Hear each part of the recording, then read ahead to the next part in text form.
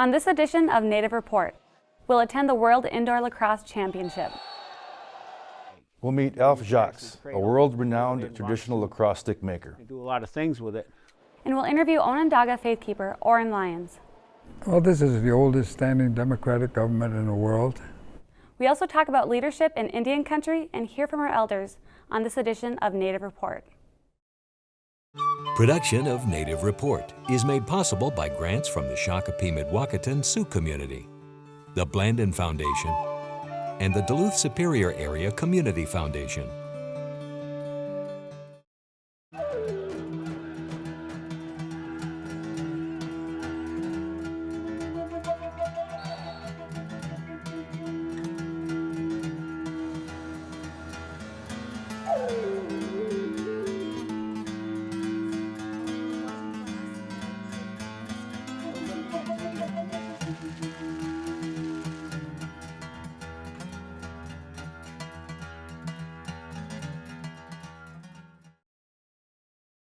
Welcome to the premiere episode of our 11th season of Native Report. I'm Rita Aspinwall. And I'm Ernie Stevens. For 9 days in September, the Onondaga Nation of New York hosted the World Indoor Lacrosse Championship. This tournament brought the Creators game back full circle to where it all began.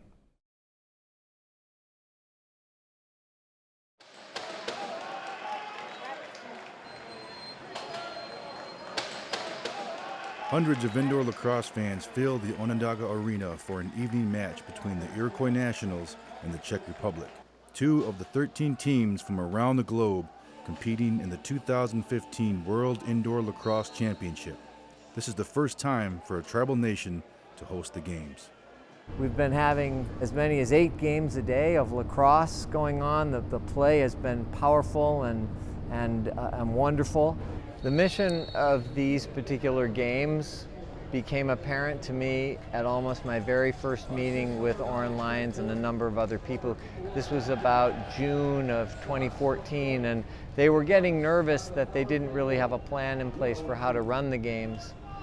They had won the bid about 4 years ago, and they had confirmed 13 countries to come and play, but at the time they just really were planning to play the games and go to Buffalo to do the finals. They hadn't really thought further than that.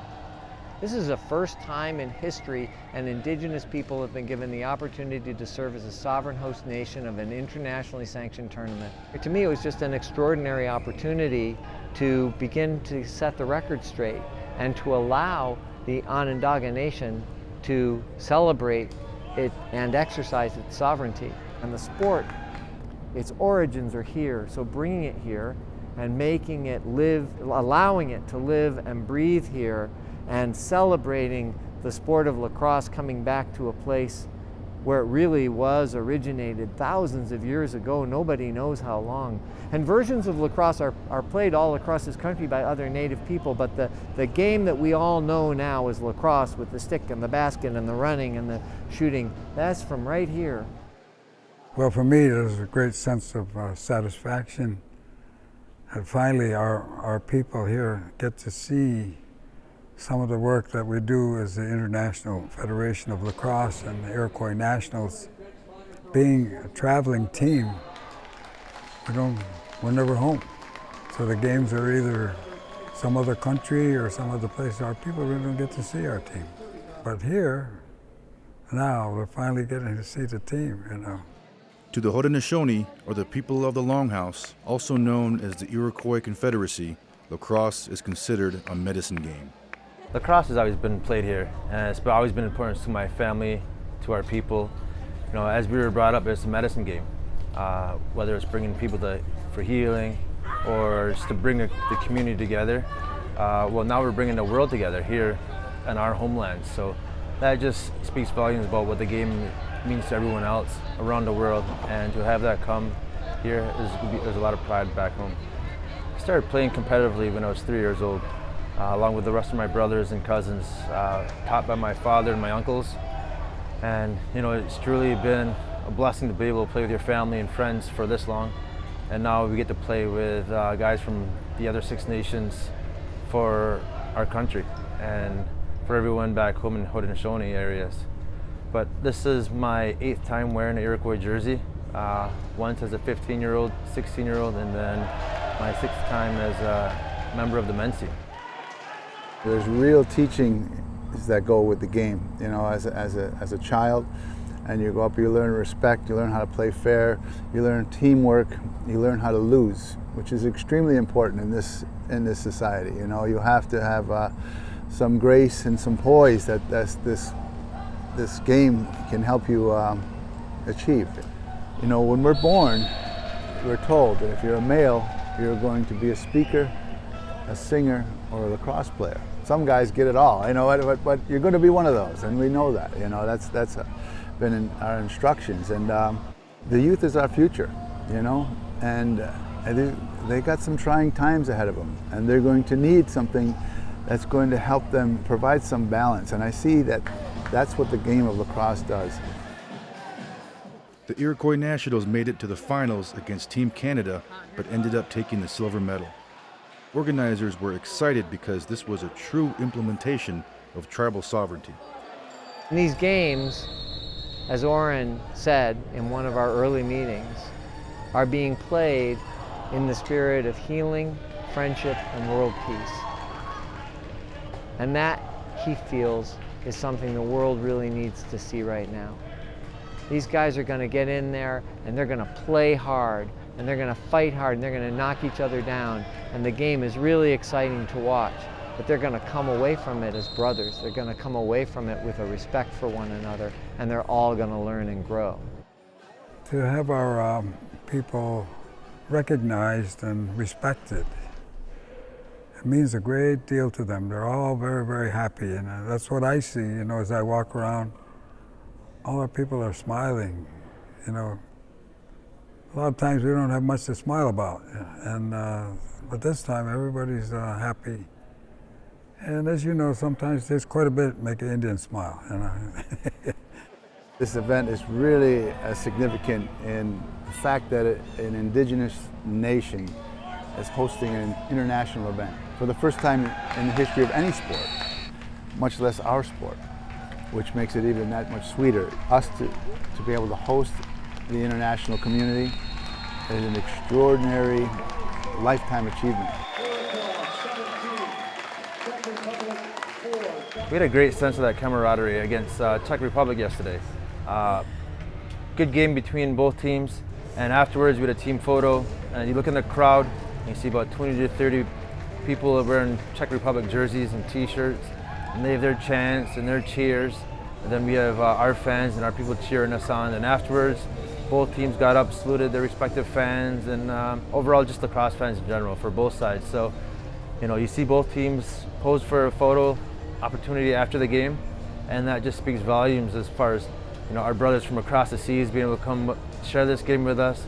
And a lot of that talks about what Oren Lyons has been preaching about: coming together, world peace, commonwealth for the games, and really that's what it's all about.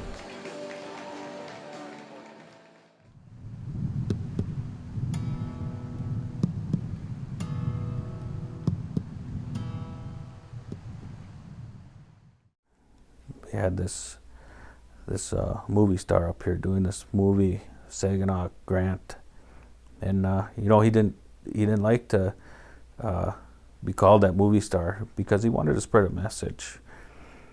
And really, when I talked to him and I listened to him, a lot of things he was saying is things that is the way I live my life, of being true and just knowing how to live and being humble. And I learned that at a young age of, you know, a lot of us were born able to hear, but once you learn to listen is when you can really start living and carrying on those important teachings that you know, these elders and people around you, you know, not necessarily even being elders that will give you the wisdom. You know, it's just people that live life and know how to live and know who they are and be true to themselves.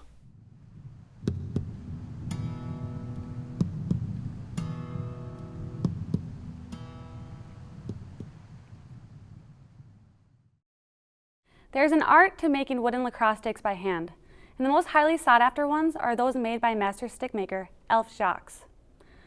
Join us now as we visit his workshop on the Onondaga Nation. Oh, is that your apprentice? No, he's one of the referees. He's the local. On a warm, late summer day such as today, Alf Jacques can often be found outside of his workshop working on one of his legendary wooden lacrosse sticks. But on this morning, he's preparing a stick-making demonstration for a group of visitors. The speakers, Nick Lowry. I'm a stick maker here at Onondaga. I've always, since I was a child, my eyes were drawn to a stick standing in the corner, my father's stick. Anybody else's, you go to somebody's house and there's a lacrosse stick there hanging on a wall or in a corner. I was always drawn to the stick. We teach our kids from 5 years old all the way up, and a lot of kids, they're given a wooden stick when they're very young, so they start with the wood. The babies. To keep our culture, our way, all our way, you have to have wooden sticks. It's part of the religion. This lacrosse game itself is part of our religion. It's part of who we are as a people. And you know, I knew years ago we need our stick to do what we have to do for the ceremonies, to be buried with, etc. And I figured that's my job to produce those sticks for the people. The visitors on this day are a group of referees who are officiating games at the World Indoor Lacrosse Championship. Alf demonstrates how he fashions his world-renowned lacrosse sticks. I was about 12 years old, 13, playing lacrosse here with the boys on the res, and I didn't have a stick. My father says, hey, what the heck, let's make our own. So I went right down here in the woods, cut down a tree, hickory tree, split it in pieces and started making lacrosse sticks. Nobody taught us how to make lacrosse sticks, and we were self-taught. Okay, people just wouldn't teach and show you how. It was kind of like a closed society of the people who actually made sticks. They didn't teach people. It was through trial and error Alf and his father perfected their technique. At one point, they made upwards of 12,000 sticks in a calendar year. But now it's only Alf and his apprentice who make less than 500. My apprentice is a longhouse person. He's a very traditional man. He wants to learn this, everything about it, the traditional parts of it, everything about it, to get it all right. He's the right one to do this because I'm teaching him everything. He's here. Other people can come, like a Mohawk guy come down from up north. I teach him how, give him a couple days of training, 2 or 3 days training. He'll come back again for another session or two. And I tell people, you know, I can show you this, but you're going to learn when you go home and do it yourself. Traditionally, I like hickory, and I use shagbark hickory. Hickory is sort of like a sacred tree, you know, like the maple is sacred. And the hickory is a strong, good material. You would use it for tools, for weaponry, and for lacrosse sticks. I'm keeping my sticks traditional by making my own rawhide for the wall. You build up the wall. Some people use nylon cord and put resin on it to harden it, and a lot of people do that. They don't want to do the work. They don't want to clean a cowhide with a knife, clean the hide, sit down, cut it, and all that. It's a lot of work. Alf, who was a goalie in his lacrosse playing days, also makes sticks representative of what other tribes used in their own versions of the game. His workshop contains all kinds of sticks in various degrees of completion. I make box lacrosse sticks, mostly, because they use them. They use them in Canada and New York State and probably in Wisconsin for the box lacrosse game that we all know and love. I make box lacrosse goalie sticks because that's one place where the wooden stick is actually maintaining in box goalie, not so much in field lacrosse, but box. And I make replicas, the old-fashioned, the long net. I make replicas of that. I make Ojibwe, Menominee style, and some southeastern style. A friend of mine was out there, and he played the game with them out there, and he brought one back. They gave him one, and so the guy gave it to me, and I copied it just like they had made it. This must be Choctaw? This is Choctaw. Yep. This is where They beat each other up. They're always fighting, you know, they're hardly running with the ball, they're always fighting.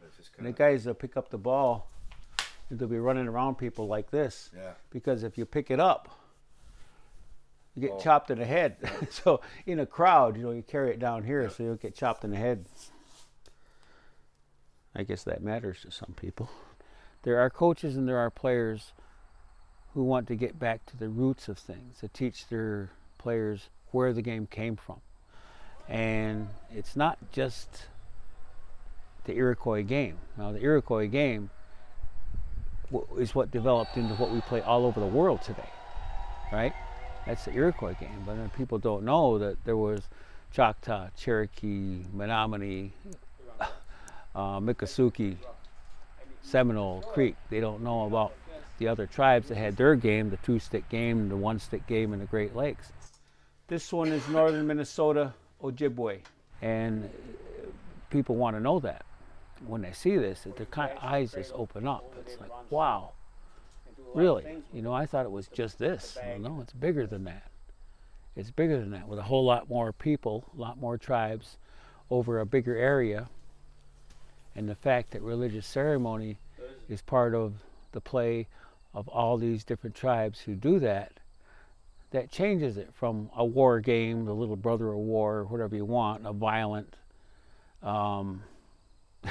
Stone Age people beating each other with a stick. It isn't all like that. And it opens people's eyes and they realize it's a lot more. And they kind of feel it when they're playing, that it is more than just a game.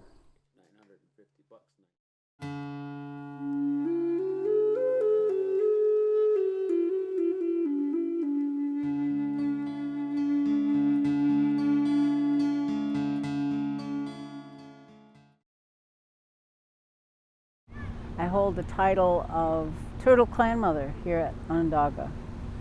I've held it a long time. And in my clan, let's see, the duties of a clan mother are to help keep peace within the clan, also to help people learn about our culture, and also to, if it's necessary, to find a chief to fulfill the chief's title if someone passes away. And in our way, that makes sense. It makes a great deal of sense. It's been this way for a very long time. And when you think about it, it's the women who watch the men grow up. It's the women who see what they're about. To see how, if they have compassion, if they're helpful, or what their gifts are. Are they, good with math? Are they good with communication? Are they mediators, natural mediators? And when you have that opportunity to go find someone, that you look for those gifts to serve the people.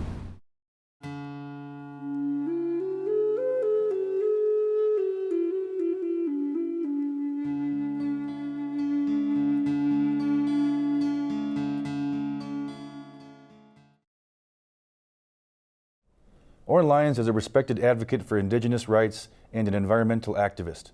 He's also a faith keeper for the Turtle Clan of the Onondaga Council of Chiefs.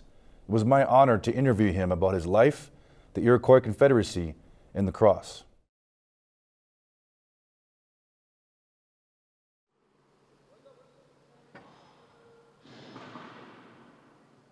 The Onondaga Indoor Sports Pavilion was busy on this afternoon as junior lacrosse players practiced their passing and other team skills. The pavilion is the perfect setting to interview Oren Lyons about the Haudenosaunee. This is the oldest standing democratic government in the world. It's 1,000 years old. And what makes it democratic is the structure, the balance. There's five leaders in a clan. There's a clan mother, There's the principal chief, he has a helper, and then they have a faithkeeper, this male, faithkeeper female, and they all have duties. And the clan mother's duty is to choose all the leaders. But when she makes the choice, it has to be agreed by consensus by her family, by the clan. Clan mother has a great deal of responsibility. She can't tell the leaders what to say or think when she watches their conduct. And if complaints come from the community, then it's her job. And if it's fierce enough or bad enough, there's a process for removal. So it's a very good, strong balance. And once you take that title, you're in there for life. Now, I've been sitting here for 48 years in this title. The genius is the woman's choice, because she's choosing this person for something that a man would not choose the woman for. I mean, the choice. And then the balance comes, of course, from the consensus. Not a vote, consensus. It is a busy week for Chief Lyons and the Onondaga Nation as they are hosting the World Indoor Lacrosse Championship games.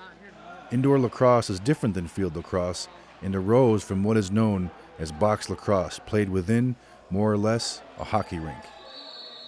I grew up watching men play. They're magic with the sticks, and I couldn't believe how they did. That's how we learned.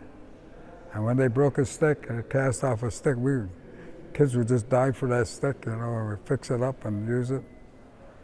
And later on, as I got older, I understood more about the cosmology. In the cosmology of the Haudenosaunee, the game was played on the other side of the stars, while this earth was still covered with water. That's our cosmology. And the game is old now. In our ceremonies that we have around the lunar clock, particularly the midwinter, there's a special ceremony for the game. The development of the game itself, we never let it go.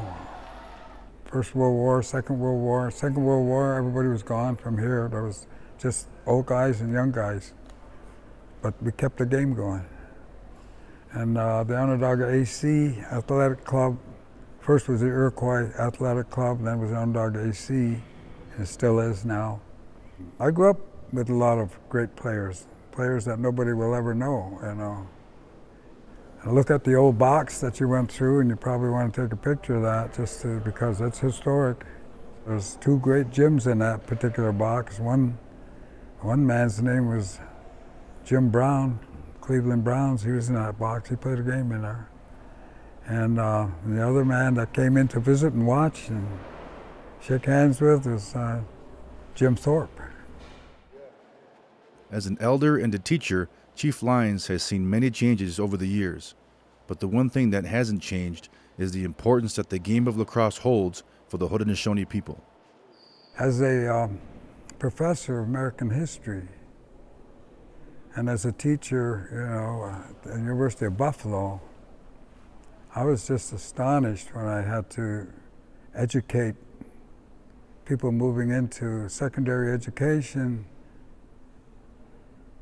at, I would say, almost a grade 1 or grade 2 level. They don't know anything about it. And then, of course, I was in a different form of work. Before that, I was a graphic artist, and commercial artist, fine artist working in New York City. And when I came back and they asked me to be a teacher and start a program at the University of Buffalo, I wasn't too interested, but anyway, we did. So I think that the education of the American public at this particular time is fundamentally important because we do have a message and we do have a lot to offer. We've been doing that for over these many years, and having world leaders understand the origins of not only lacrosse but democracy, the origins of peace, the origins, all of the things that we have to counterbalance, counteract, and educate the American public. And so here we are today, 21st century now, and it's picking up. The game is advancing all over. I'll never be able to repay what I got out of this. Never. For more information about Native Report or the stories we've covered, look for us on the web at nativereport.org and on Facebook. Thank you for spending this time with your friends and neighbors in Indian Country. I'm Rita Aspinwall. And I'm Ernie Stevens. We'll see you next time on Native Report. Rita Aspinwall is an enrolled member of the Fond du Lac Band of Lake Superior, Chippewa, and has a bachelor's degree in social work. Ernie Stevens is a member of the Oneida Nation of Wisconsin and serves on the board of directors for the American Indian Alaskan Native Tourism Association.